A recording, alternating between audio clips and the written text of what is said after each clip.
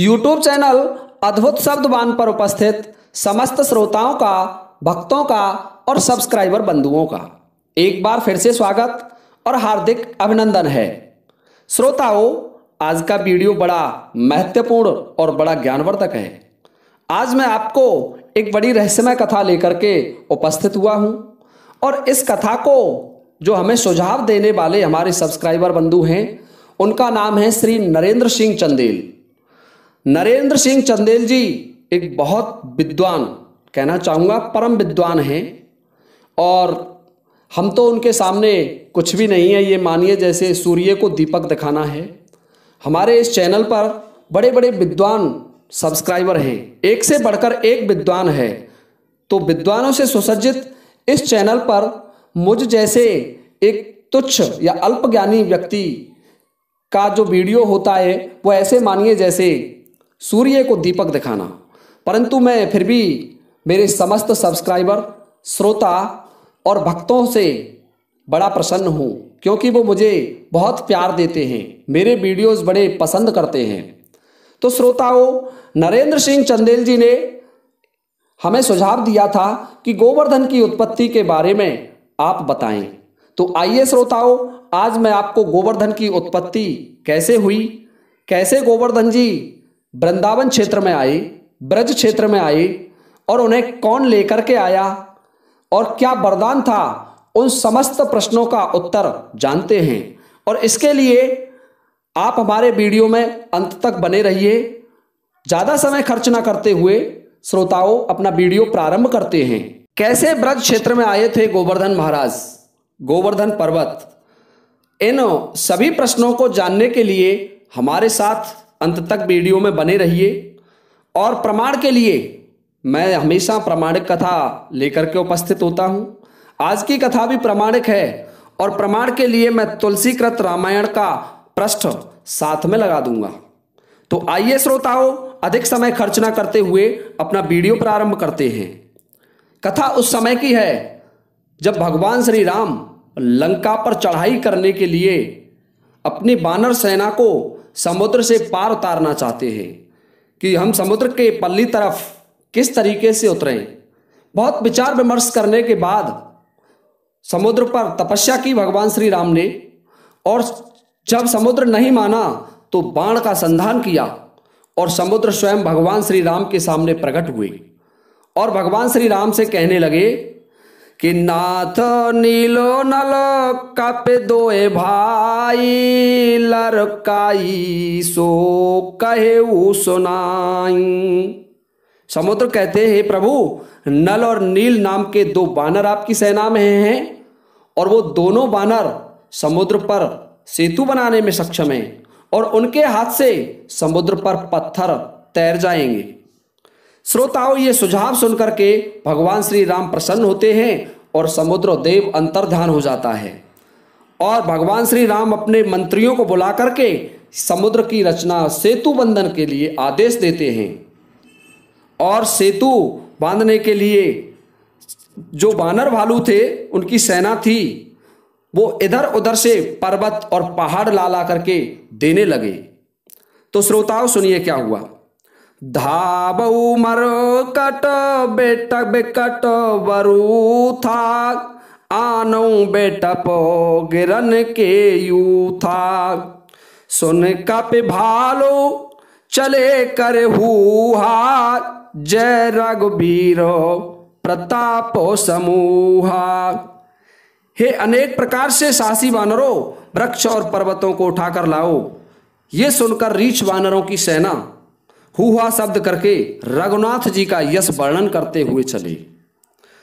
अति उतंग तरु शैल गण लीलई ले उठाए, आन दई नल नील के रचैत से तो बनाए, सियावर राम जय सिया राम मंगलकारी श्री हनुमान। बड़े बड़े ऊंचे पर्वत तथा वृक्षों को खेल से ही उठा लेते हैं और नल नील को ला कर देते हैं। वे सुंदर सेतु की रचना कर रहे हैं। चहु देश कै सब बानर धावई, कंद को एव नग के धर लावई। 14 योजन रचो प्रथम दिन, दूजे 20 रचो प्रमुदित मन। चारों ओर को सब बानर धाते हैं, दौड़ लगाते हैं और गेंद के समान पर्वतों को उठा लाते हैं। श्रोताओं, तीजे दिन 21 बनायो, 22 चौथे दिवस सुहायो।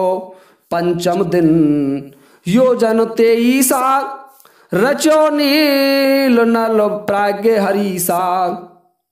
श्रोताओं, पहले दिन 14 योजन सेतु का निर्माण किया, दूसरे दिन 20 योजन सेतु की रचना की और तीसरे दिन 21 योजन सेतु बनाया, चौथे दिन 22 योजन सेतु बनाया। बानर श्रेष्ठ नल नील ने 5वें दिन 23 योजन सेतु बनाया। इस प्रकार 5 दिन में 100 योजन का सेतु संपूर्ण हो गया। श्रोताओं, हमारे बहुत से दर्शक पूछते हैं, अपने श्रोता पूछते हैं कि सेतु बनाने में कितना समय लगा था, तो 5 दिन का समय लगा था। अब आ जाइए अपनी जो कथा चल रही थी उस पर कि गिरिराज जी की उत्पत्ति कैसे हुई, गोवर्धन की उत्पत्ति कैसे हुई। पूर्ण भयो 7 योजन जबहि, आज्ञा दई रघुनंदन तबहि। अब कोई पर्वत मत लाबो, जहां तहां तुरत ही पधरावो। जब 100 योजन का समुद्र सेतु पूरा हो गया समुद्र पर, तो भगवान श्री रामचंद्र जी ने अपना आदेश जारी किया कि अब कोई पर्वत मत लाओ, जहां है वहीं रख दो, विलंब मत करो। तीक्षण श्रृंग हिमालय भारी, लावत है हनुमान उपारी। वृंदावन ढेंग पहुँचे जाई, तहाँ प्रभु की आज्ञा पाई। जिस समय ये आज्ञा, ये आदेश जारी हुआ, उसी समय श्री हनुमान जी हिमालय का एक बहुत बड़ा श्रृंग लेकर के चले आ रहे थे, एक टुकड़ा लेकर के चले आ रहे थे। श्रोताओं, वैसे कुछ कथाओं के अनुसार मैंने एक पुराण में पढ़ा है, लेकिन मेरे पास अभी प्रमाण नहीं है। प्रमाण आ जाएगा तो मैं उसे भी अटैच कर दूंगा। ये टुकड़ा सुमेरु पर्वत का, हिमालय और सुमेरु वहीं अटैच में है, एक दूसरे से जुड़े हुए हैं। सुमेरु का टुकड़ा भी इन्हें बताया जाता है, अर्थात सोने का पर्वत, परंतु हिमालय का टुकड़ा मान के चलिए फिलहाल आप। सो वृंदावन के निकट उस टुकड़े को लेकर के हनुमान जी आ गए, तो वहां भगवान श्री राम की आज्ञा सुनी। सुनो आज्ञा हनुमान तबो, तहां गिरधरो उतार सिया राम जी। गिर गोवर्धन विप्र तनु, धर तब कहो उचार सिया राम जी। आज्ञा सुनते ही महावीर जी ने पर्वत को वृंदावन के पास रख दिया। तब गोवर्धन ने ब्राह्मण का रूप धारण करके कहा कि तुम तो राम के निकट की प्रतिज्ञा करके मुझे लाए थे। राम दरस इच्छा मान माही, त्याग्यो हमाई उचित ऐसे नाही। महावीर सोन प्रभु पे आए, ताके समाचार सब गाए। सो हमारे मन में राम के दर्शन की इच्छा थी, तुम हमें यहां त्याग रहे हो, आपने ये उचित काम नहीं किया है। ये सुनकर महावीर जी उसे समझा करके भगवान श्री राम जी के पास आए और भगवान श्री राम को उस गोवर्धन पर्वत का संपूर्ण वृतांत कह सुनाया। रघुपति कहो तुम जाई, द्वापर अंत दरस दे आई। सात दिवस कर परते धरहूं, तीन लोक महिमा बेस्तरहूं। श्री रामचंद्र जी ने कहा, हे पवन पुत्र, हे हनुमान जी, तुम उनसे जाकर के कहो कि मैं द्वापर के अंत में उन्हें दर्शन दे दूंगा और 7 दिन तक उसे अपने हाथ पर धारण करूंगा। उसकी 3 लोक में महिमा का विस्तार होगा। यह कह सुनकर के हनुमान जी पर्वतराज हिमालय के जो टुकड़े थे गोवर्धन महाराज, उनके पास आते हैं और महावीर जी कहने लगे, महावीर पुनते पर आए, प्रभु के सब संदेश सुनाए। सुन गोबारो धन हारो से तो भारी, प्रेम मगन प्रेम सुमरे अगहारी। ये सुनकर महावीर जी फिर उसके निकट आए, अर्थात पर्वतराज हिमालय के पास आए और प्रभु के वचन सुनाए। अर्थात गोवर्धन जी थे जो हिमालय के टुकड़े थे, उनके पास आकर के कहा, हे गोवर्धन सुनो, भगवान श्री राम द्वापर युग में, जब द्वापर का 4था चरण चलेगा, उस समय कृष्ण का अवतार धारण करेंगे और उस समय आपको दर्शन देंगे और आपको 7 दिन तक अपने कर पर धारण करेंगे।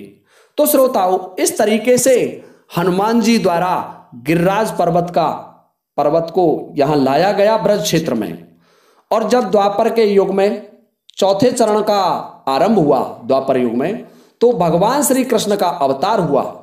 और भगवान श्री कृष्ण ने, आपको ज्ञात होगा कि पहले ब्रज क्षेत्र में देवराज इंद्र की पूजा होती थी और भगवान श्री कृष्ण ने उस पूजा को बंद करा दिया और उसके क्रोध में उससे देवराज इंद्र ने बदला लेने के लिए क्रोधित होकर के ब्रज क्षेत्र पर बरसात की। परंतु भगवान श्री कृष्ण ने उस समस्त इंद्र की बरसात को और इंद्र के अहंकार को नष्ट कर दिया और गोवर्धन की पूजा प्रारंभ करा दी। तो श्रोताओं, इस तरीके से गिरिराज जी पर्वत गोवर्धन महाराज के नाम से विभूषित हुए और ब्रज में आज भी उनकी पूजा की जाती है। जितने भी क्षेत्र हैं, समस्त भारतवर्ष के श्रद्धालु श्री गिरिराज महाराज के दर्शन करने के लिए गोवर्धन धाम पधारते हैं। तो श्रोताओं, आज का वीडियो यहीं तक था। मैं आगे अब इस वीडियो को समाप्त करता हूं क्योंकि वीडियो बहुत लंबा हो जाएगा। अगले वीडियो में मैं आपको बताऊंगा कि भगवान श्री कृष्ण ने गोवर्धन की पूजा कैसे कराई थी। तो श्रोताओं, इसी के साथ अब ये वीडियो संपन्न होता है। जय हिंद, जय भारत।